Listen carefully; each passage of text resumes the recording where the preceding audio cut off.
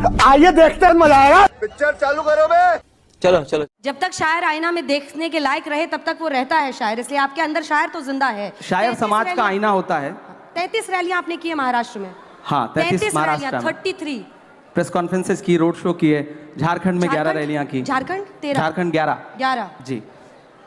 और जाके जी हाँ दोस्तों, कैसे हैं? उम्मीद है जो आप अच्छे से होंगे, खैरियत से होंगे। तो आपके लिए एक नेक्स्ट वीडियो लेकर आया हूँ। जी हाँ दोस्तों, इस वीडियो में हम ये देखने वाले हैं जो किस तरीके से इमरान प्रतापगढ़ी जी ने गोदी मीडिया यानी अंजना ओम कश्यप को उनकी औकात दिला दी है। जी हाँ दोस्तों, इस वीडियो में हम ये देखेंगे जो अंजना ओम कश्यप सिर्फ इमरान प्रतापगढ़ी जी को सिर्फ इतना कह देती है जो आप कांग्रेस की गुलाम हो, तो किस तरीके से इमरान प्रतापगढ़ी जी उसके ऊपर हमलावर होता है। जी हाँ दोस्तों, आप इस वीडियो में बने रहिए एंड तक, आपको जरूर मजा आने वाला है। और आप हमें कमेंट करके जरूर बता दीजिएगा, और चैनल पे नए तो चैनल को भी सब्सक्राइब कर लीजिएगा। अपने भाई रिजवान को सपोर्ट कीजिए, क्योंकि हम इस तरीके की वीडियो लेकर आते रहते हैं अपने चैनल पे। जी हाँ दोस्तों, तो आइए हम सबसे पहले आपको हम ये वीडियो दिखाते हैं जो इमरान प्रतापगढ़ी जी किस तरीके से अंजना ओम कश्यप को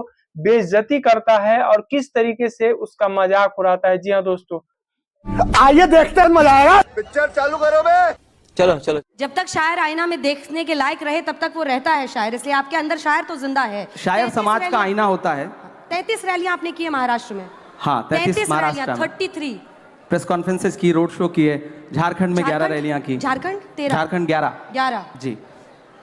और जाके बोलते कैसे हैं, कनेक्ट कैसे करते हैं लोगों से? मतलब एक शायर वहां खड़ा होता है या पॉलिटिशियन खड़ा होता है, कनेक्ट करना जनता से, ये हुनर क्या है? मैं इसलिए जिंदा हूं कि मैं बोल रहा हूं। दुनिया किसी गूंगे की कहानी नहीं लिखती। लोग मुझे सुनने आते हैं, देखने नहीं। फिल्म स्टार्स आते हैं किसी पॉलिटिकल प्रोग्राम में, तो लोग उनको देखने आते हैं, उनके डायलॉग सुनना है उनको। मेरे साथ यह है कि जो आवाम आती है मुझे सुनने, वो लाई हुई भीड़ नहीं होती, आई हुई भीड़ होती है। तो मुझे कनेक्ट करने में कोई दिक्कत नहीं आती। मैं उससे बात करता हूं और उसके मुद्दों पर बात करता हूं, शायरी के लहजे में बात करता हूं, तो उसे अच्छा लगता है। तो मुझे कोई दिक्कत नहीं आती कनेक्ट करने में, मुझे अच्छा लगता है। ये जुल्म हो किस पर रहा है? समाज में हाशिए पर मौजूद हर इंसान पर, वो हिंदू भी है, मुसलमान भी है, सिख भी है, ईसाई भी है, और सिस्टम कर रहा है, इसमें कोई दो राय नहीं, आज भी कर रहा है। और उससे एक बहुत लंबी लड़ाई लड़ने की ज़रूरत है। और सबसे बड़ी जिम्मेदारी है कलमकारों की। कलमकार जो है वो सत्ता का अस्थाई विपक्ष है। हमारी जिम्मेदारी है कि जब मैं शायर बन के बोलूं तो फिर हाकिम से आंख मिला के बात करनी है, वो कोई भी हो, वो हमारा अपना हाकिम क्यों ना हो, तब मैं उससे भी आंख मिला करके बात करके बोलूंगा। जब मैं 2010, 2011, 2012, 14 में शेर लिख रहा था, नज़में लिख रहा था, जो नज़्म मेरे इंट्रोडक्शन में उन्होंने सुनाई कि माँ हम भी तेरे बेटे हैं, वो मैंने 2011 में लिखी थी। मैंने मदरसे की नज़्म 2012 में लिखी। उसके बाद हालात जैसे जैसे बदलते गए, मैंने कोशिश की कि मैं अपने कलम के साथ इंसाफ करता रहूं। सिस्टम जुल्म करता है, इन दिनों थोड़ा बढ़ गया है, आप लोगों ने दिखाना कम कर दिया है, तो हमें और जोर से बावाज़े बुलंद बोलना पड़ता है। टपा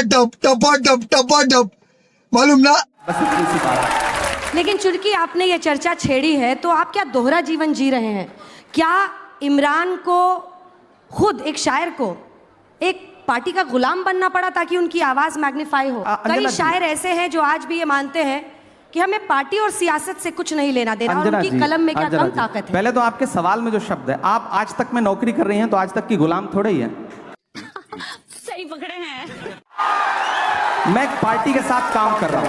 हम किसी संस्थान के साथ काम करते हैं, संस्थान हमें सम्मान देता है, हम संस्थान की विचारधारा के साथ सहमत होते हैं, तब तक साथ चलते हैं। जिस दिन हमें लगेगा कि संस्थान हमारी विचारधारा से सहमत नहीं है, हमारी शर्तों को नहीं मान रहा है, उस दिन ये हो सकता है, मेरा अपना जो उसूल है कि मैं पार्टी तो नहीं बदलूंगा, राजनीति छोड़ दूंगा। राजनीति में आना जरूरी हो गया था इमरान? बिल्कुल जरूरी हो गया। बहुत सारे शायर ऐसे हैं जो मानते हैं कि अपनी कलम को आजाद रखना किसी भी एक पार्टी की विचारधारा से उनकी पूरी जिंदगी का लक्ष्य होता है। नहीं, देखिए, आप जिस दौर में जी रहे हैं, इस दौर में अगर आप ये कह रहे हैं कि आप तटस्थ हैं, तो आप सबसे बड़ी सियासत कर रहे हैं।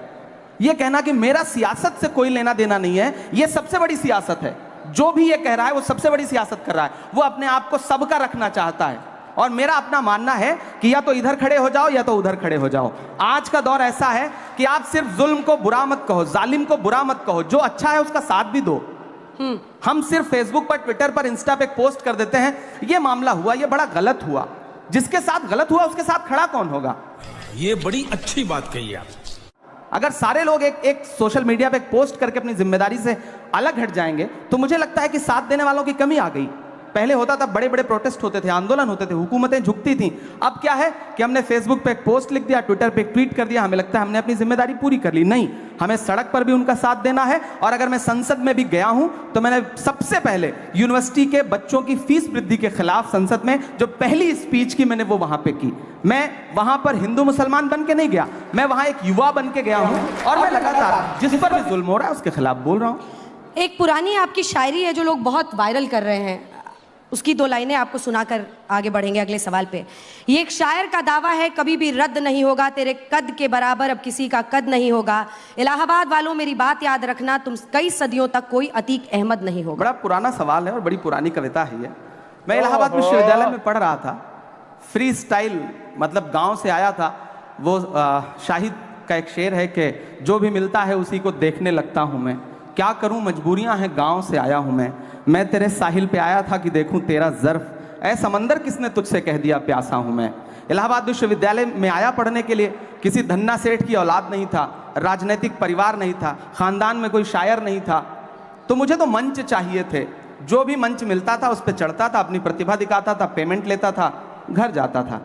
एक वक्त आने के बाद आपको समझ में आता है कि आपकी वैचारिकी क्या है, आपकी विचारधारा क्या है, आपको किन मुद्दों पे लड़ना है। अच्छा, कवि सम्मेलन और मंचों के एक उसूल हैं, आप मंच समझती हैं। यहाँ आने पे आपने 2-4 जुमले बोले, उसके बाद लोग कनेक्ट हुए ना, वरना लोग तो संगीत के असर में थे। तो हम जब मंच पे आते थे तो लोग मुख्य अतिथि के असर में हैं, तो हमने मुख्य अतिथि के लिए 4 पंक्तियां सुनाई, उसके बाद फिर वो सुनाया जो हमें सुनाना था।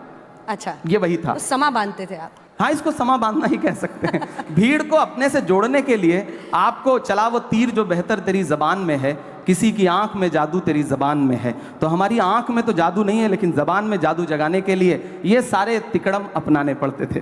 क्या बात है, आपने खुद ही कह दिया तिकड़म अपनाने पड़ते थे। सती सावित्री, ज्यादा होशियारी मत दिखा। सच्चाई भी शायद शायर की सबसे बड़ी ताकत होती है, अगर पूरी जिंदगी वो उसको किसी पार्टी में रहते हुए भी संभाल कर रख सके। मैं पूरी कोशिश करूंगा, ये आवाम से वादा है मेरा। मानती हूँ कि कई लोग सोशल मीडिया पर सिर्फ इसलिए अब आते हैं क्योंकि उनको ब्लड हंटिंग किसी की करनी होती है। मतलब हम कहते हैं कि सड़क पे लिंचिंग ना हो, लेकिन सोशल मीडिया पर एक अलग किस्म की लिंचिंग होती है लोगों की, और सिर्फ उनकी विचारधारा की वजह से। बीच का रास्ता क्या हो सकता है एक शायर की नजर से? सबसे पहली बात तो मैं अपनी नई नस्लों से एक बात कहूंगा, सोशल मीडिया आपकी बात पहुंचाने का एक जरिया भर है, बहस का प्लेटफॉर्म नहीं है। वहां बहस मत करिए। आपको ट्वीट करना है, आपको फेसबुक पे कुछ लिखना है, इंस्टा पे कुछ लिखना है, लिख दीजिए, डाल दीजिए, अपनी बात पहुंचा दीजिए। उस पर रिप्लाई करने मत जाइए, कमेंट पढ़ने की जबरदस्ती कोशिश मत करिए, और पढ़िए भी तो किसी को रिप्लाई मत करिए। आप रिप्लाई करेंगे और आप सोचेंगे कि सामने वाला आपसे सहमत हो जाए, तो वो तो ऑलरेडी उसका तो काम है ना, वो एक पूरी पेड टीम बैठी है।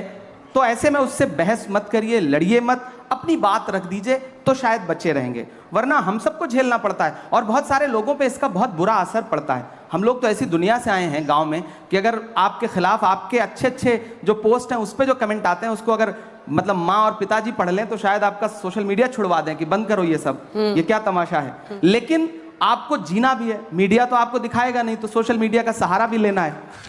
तू समझा? हाँ। नहीं, तू समझा नहीं।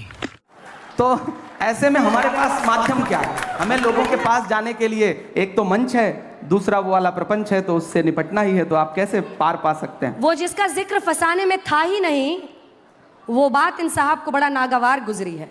अब बैठे भी हमारे मंच पे है, बताइए, यही सुंदरता है। ये नया भारत है, ये घर में घुस के मारता है। यहाँ पे बैठे हैं, मंच हमारा है, और फिर भी शिकायत कर रहे हैं कि हम इनको दिखाते नहीं हैं। शिकायत नहीं कर, जली ना, तेरी भी जली ना। हम लोगों के बीच में बहुत सामान्य बातचीत हो रही है, तो आपको सामान्य तरीके से ही मैं बात कह रहा हूँ। मैं जब मीडिया की बात करूं तो देखिए, मैं कलम का आदमी हूं, तो जाहिर सी बात है मेरी शिकायत भी अपने परिवार के लोगों से ज्यादा होगी। साहित्यकार, हमारी भी तो शिकायत है, आजाद रहते हैं, देते अपनी कलम को। क्या धार थी, अब ऐसा लगता है आप स्वतंत्र पत्रकारिता चलिए शुरू करिए। बिल्कुल वही कर रहे हैं हम लोग, वही कर रहे हैं, और इसीलिए आप भी मजबूर होते हैं इस मंच पर आने के लिए। देखिए, आप भी मजबूर होते हैं क्योंकि आज तक जैसा मंच है नहीं। इमरान प्रतापगढ़ी जी, आप भी जानते हैं आज तक जैसा मंच है नहीं। मैं महाराष्ट्र गई, शरद पवार से लेकर नाना पटोले ने मुझे इंटरव्यू दिया। क्यों दिया? क्योंकि उनको पता है कि हमारी क्रेडिबिलिटी और सर्वश्रेष्ठता पूरी दुनिया में धमक रखती है, और वो किसी एक व्यक्ति के बोलने से ना तो ऊपर चढ़ती है ना गिरती है।